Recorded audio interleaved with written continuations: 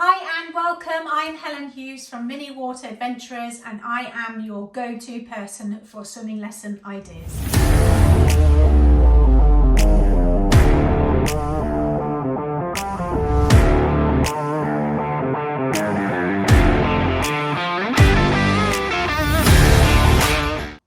So these lesson ideas are themed in particular, and the whole point of this channel is to provide you as swimming teachers many ideas for themed lessons for throughout the year. Well, I certainly have another treat for you today. We were working on our winter themes, and this is for the higher stages, and this worked really well for stage 3 and up. When I talk about 3, I was actually poolside and I was not needed to be in the water. However, I was still dressed and ready if I was needing to go in, so if any demonstrations were need to be done, then I was still ready to go if need be. But this is great for the higher stages, and I'm going to go through a different couple of activities for you. They had their trusty hats here that I've made out of craft foam, and there was lots of different colours. So the first thing, which I always still do for the younger children, is I give them a choice. So I would hand out and ask them what colours that they would like in particular. I had one child that absolutely loves yellow, so they chose everything for yellow. So make sure, if you already know what their favourite colours are, then make sure you incorporate that in.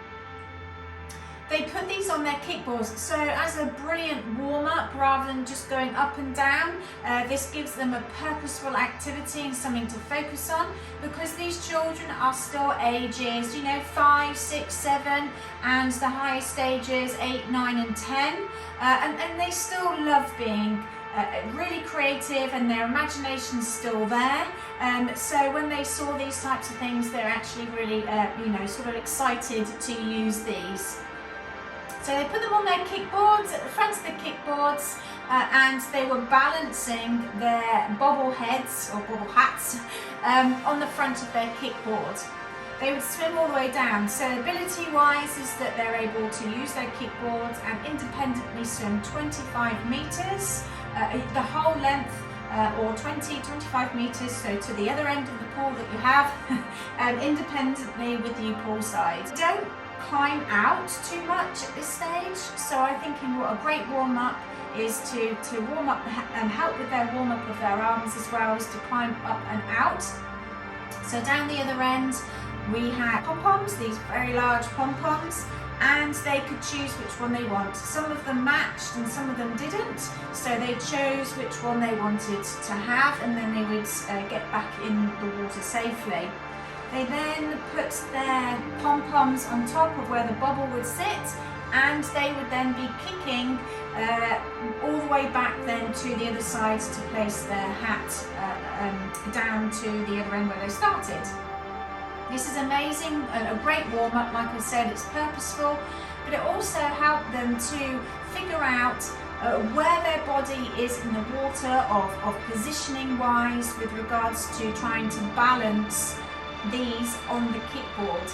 If they pushed down too low on the kickboard, did they move too much on the kickboard?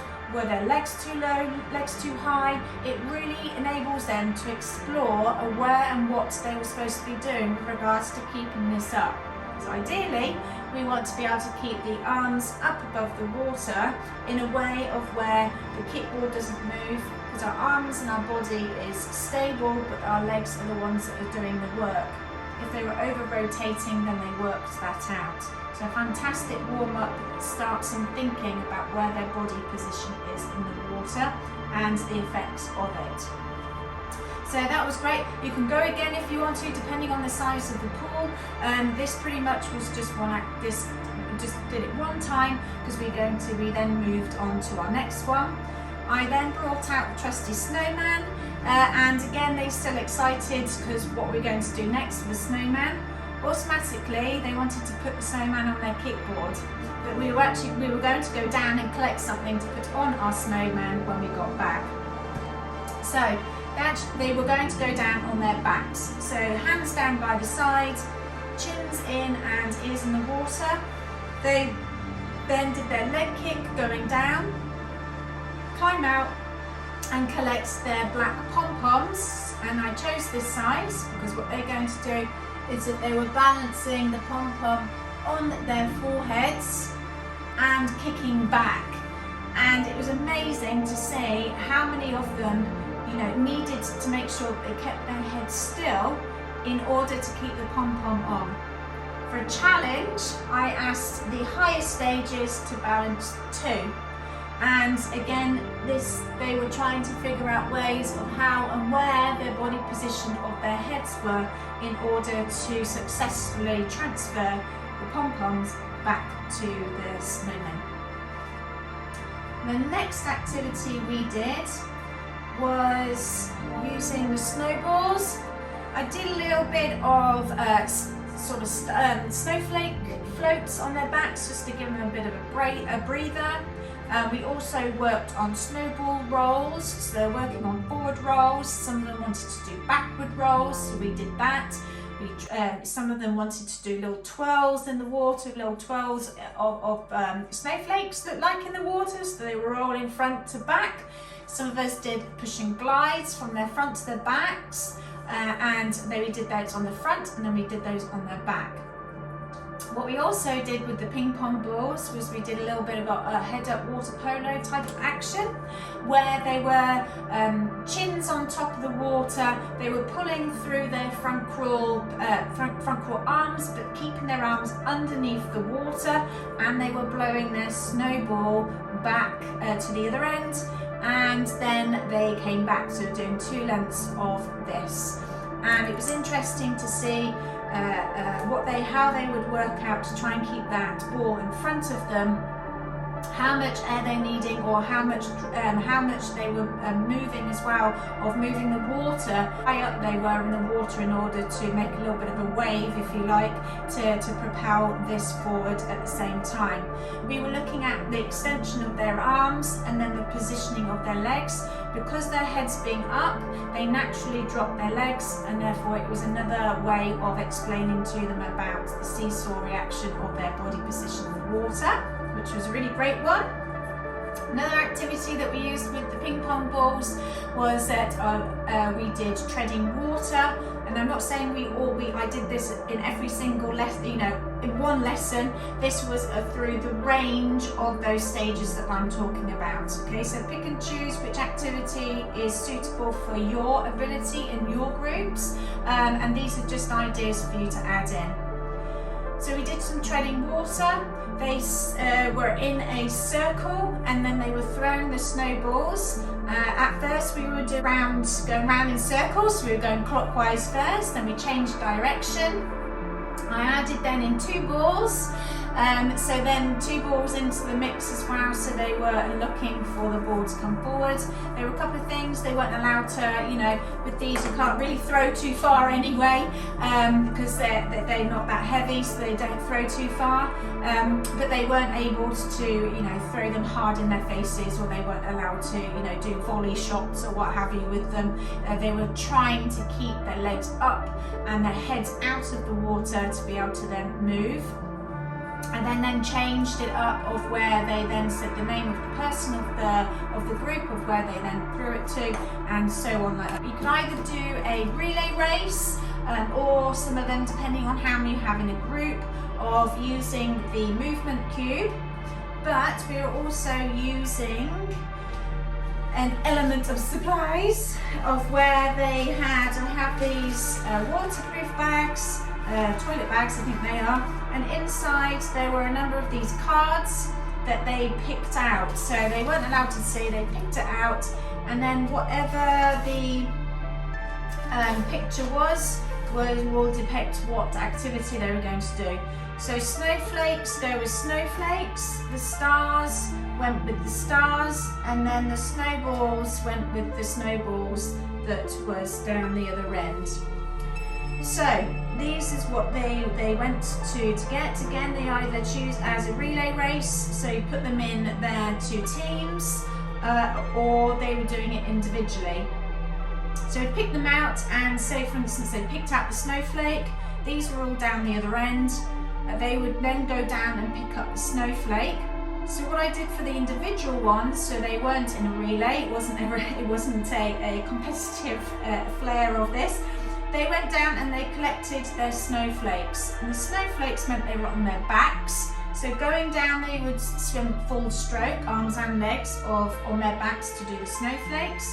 Coming then back to where we started, they would hold the snowflake in one hand, and then they would do one arm stroke halfway, then they swapped over, and then they did their other arm. So they'd be holding their snowflakes on that. And then if they picked out the star, these are amazing sinkers. They're silicone, they're heavy, and I've got loads of these. They're a really great tool to use. It's slightly different than using traditional diving toys. So I use these and I place them down and underneath the water, so they would swim down. This is actually a choice. They could choose which stroke they wanted to do, and they would dive down and collect the stars.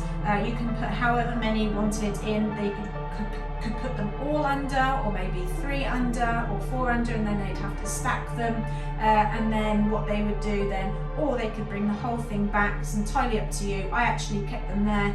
That saves me having to keep taking them back and forth because I only got a couple of stacks of these that I take to the pool with me, and they would stack them, then they would swim their choice back.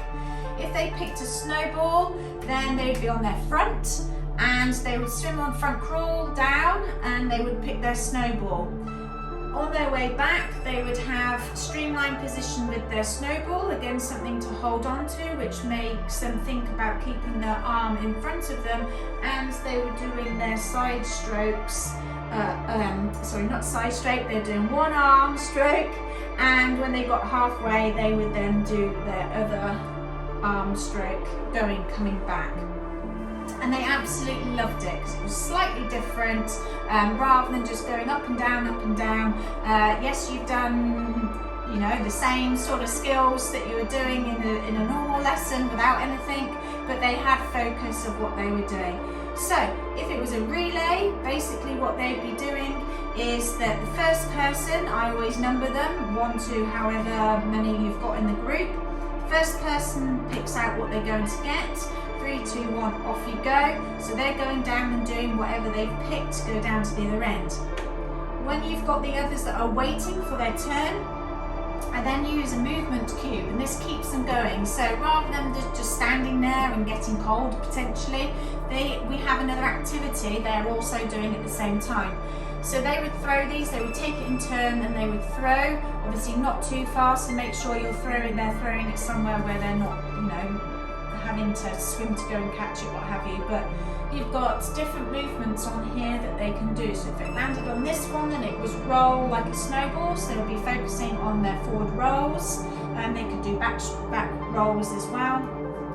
Or things like jumping like a snowman, where they're doing their pushes off the bottom and doing streamline pushes off the bottom of the pool, and they're doing what I call traditionally is a frog bug move, which is great because they're pushing off, and it really helps with that plyometric type of explosion movement for their legs as well, but to get into a streamlined position as well. The younger ones don't necessarily need to go into that streamlined position, but they're just pushing up, taking a breath, and then going back down and under. And one more example they really enjoyed doing was making their snowflake angels. So they were on their backs, and then they were doing their snow angels out and in with their arms. So then by this point they needed to make sure that their team member, where they were, at what point they were at, and if they were close by, then they would then pick out what their activity was going to be doing, ready then to, as soon as they touch the wall, that's what they would then go off and do. Then the second person would then throw the movement cube whilst they were waiting, and they would then be practicing something at the same time. So it's a great way to incorporate that gamification, but it's also great because you're practicing those essential skills in a fun and engaging way. And they all absolutely loved it. It was definitely thumbs up. I'm not quite sure if I would change anything. I think everything went really well. So what are your thoughts on that?